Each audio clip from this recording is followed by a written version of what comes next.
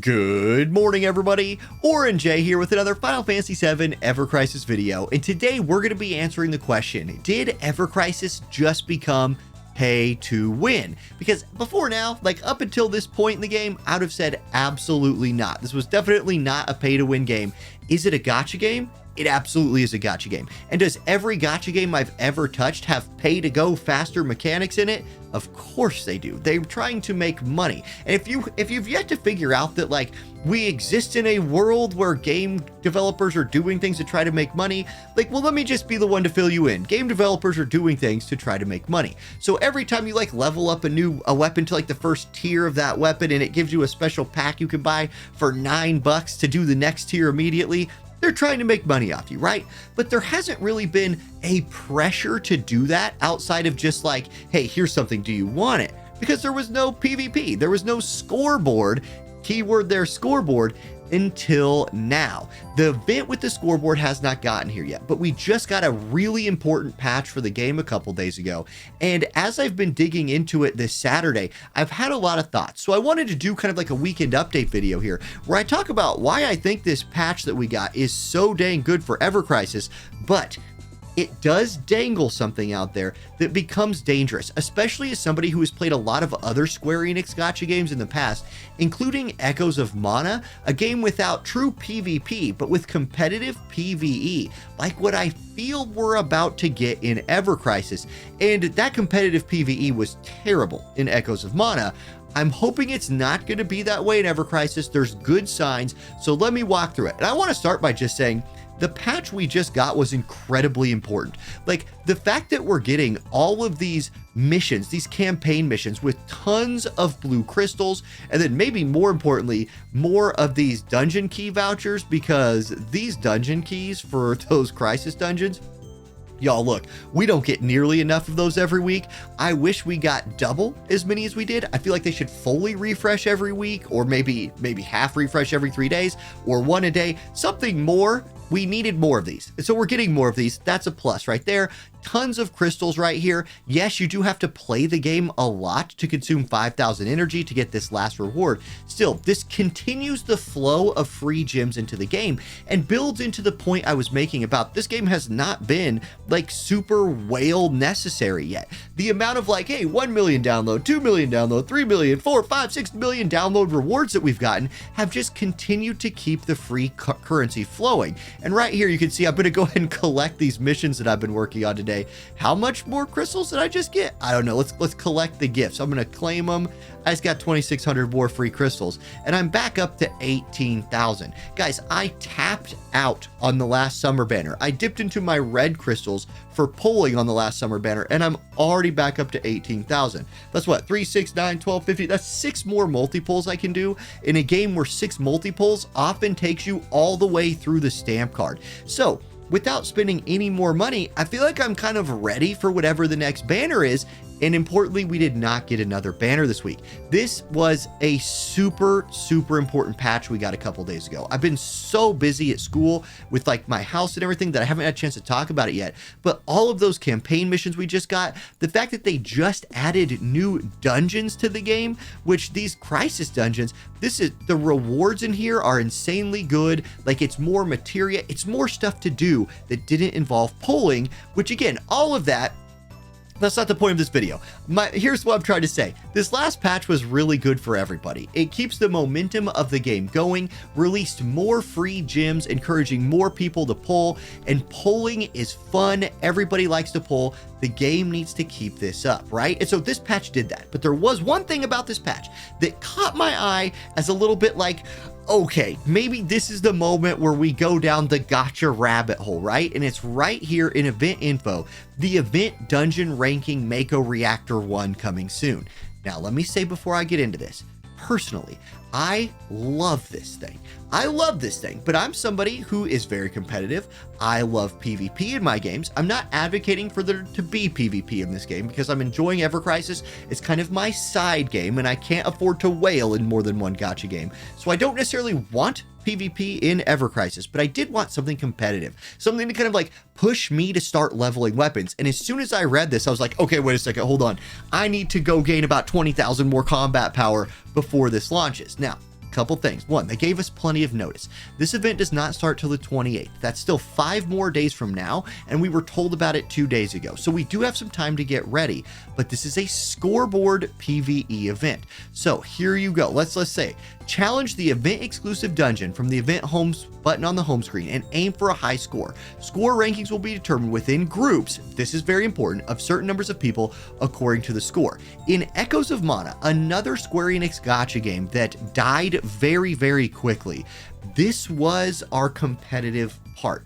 We were put into groups of like maybe 100 people, I honestly don't remember, and like the person who had the highest score in the new dungeon thing, the new boss that we had, got a lot of rewards, and then like top 5, top 10, all the way down through the bottom person, all got a certain amount of rewards based on where they ranked.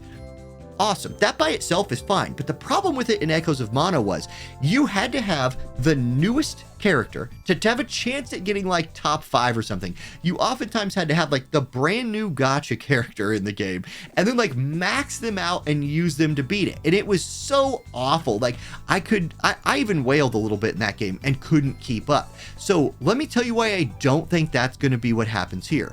For one, the gacha in this game is so much better. Even if it did require you, let's say, and I've seen this theory floated around, let's say our boy, young Sephiroth, comes out. You know, he jumps straight out of the first soldier story right here into the gacha banners right before this event drops, and then he's some kind of score multiplier in the event. Okay.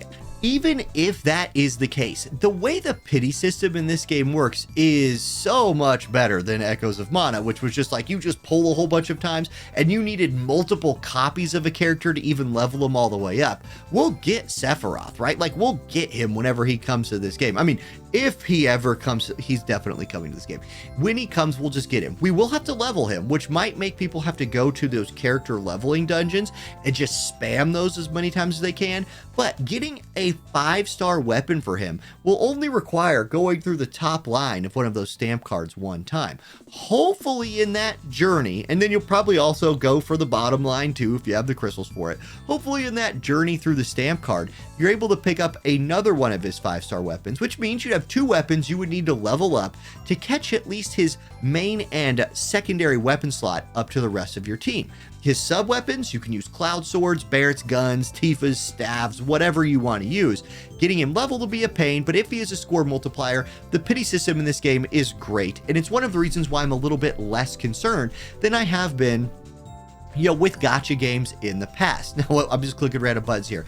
But something else I want to talk about that is that's a good sign for this is the awards that they announced. So if we go into info here, there's not an announcement here of some kind of like reward that makes the game easier for the person who won, because whales already don't need to make the game easier. What do I mean by that? So let's say, here, let's read what the prizes are. Then let me break that down for you. So here's the prize. Rewards include ranking rewards and score achievement rewards. Crucial thing right here, ranking rewards and score achievement rewards. So let's hit on both of those. Depending on the rank you reach, so this is like rank 1, rank 5, rank 10, whatever, you will earn luxurious rewards such as event exclusive title plates and draw tickets. Notice there's nothing here that's like you will earn a outfit for Cloud that increases his damage by 45% against lightning enemies or something along those lines. If that was the case, not only would the people who spent money on the game already have an advantage because they're pulling more, collecting more weapon dupes, but then because they spent money and were able to win the event, like get actual first place, they would have an exclusive piece of gear that made them even stronger than they were before, and make that gap between whales and non-spenders bigger. That would be bad, but they don't say that that's what's coming. They say luxurious rewards such as event exclusive title plate. So, aesthetic rewards, right? And then draw tickets, which a draw ticket to a whale is kind of whatever, right? Now, depending on the score you reach, so they will set milestones, right? Like you'll score 20,000, score 30,000, score 40,000, etc. You'll earn score achievement rewards such as event exclusive player icon. So again, more like aesthetic rewards right there, and blue crystals. So This is a big deal. They are giving two different types of rewards for this. Yes, it's going to be competitive. People will try to get rank 1 and all of that for those draw tickets and for those, again, who doesn't want to look cooler in multiplayer with their their name on a special plate or something. But the fact that there's going to be score achievement rewards is a really good sign for everybody. This means that depending on where they set these, if they set the highest reward at unobtainable levels, then that'll be a problem.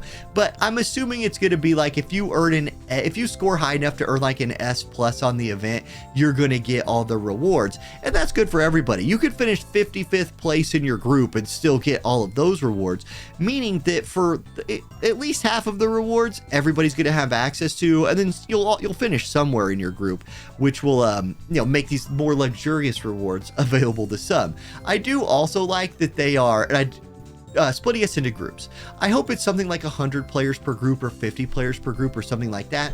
I have no expectation that there's going to be some smart matchmaking system. If you get matched with 10 whales, that's probably just going to be your karma for this event. They might do it based on player level. I'm player level 36 right now. My max power is 102. So I'm not thinking I'm going to get first place in a group unless I can come up with some stupid good build to abuse scoring mechanics or something like that.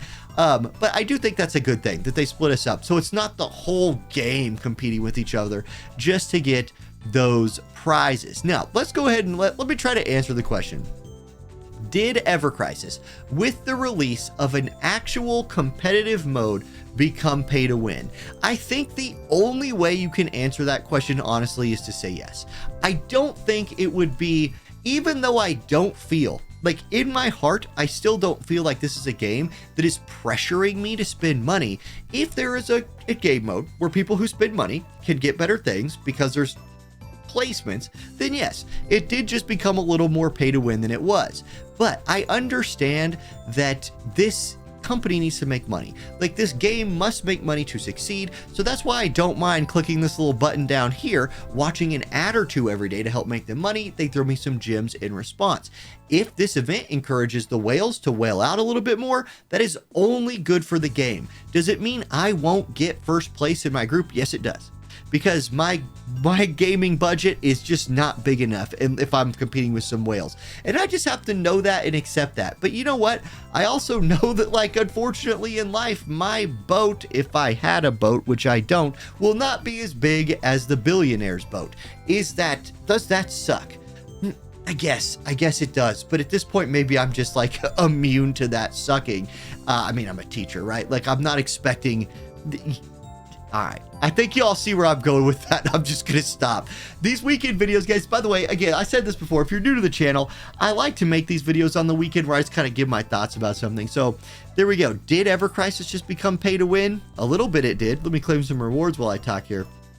But it's not something I'm worried about.